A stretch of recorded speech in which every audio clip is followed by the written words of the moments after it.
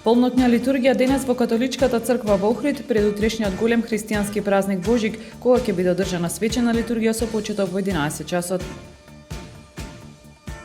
Овој голем христијански празник нека ни донесе надеж за подобро утро за сите граѓани, порача градоначалникот Пецаков по повод католичкиот Божик.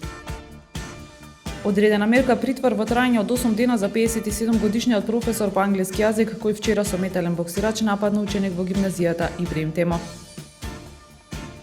Санирање оштетувањата на кружните текови, поставени ново лето осветлување со цел зголемување на видливост и избегнување на сообраќајни незгоди.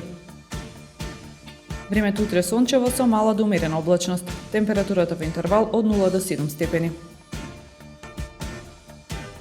Следевте една минута вести на Охрид Нјуз.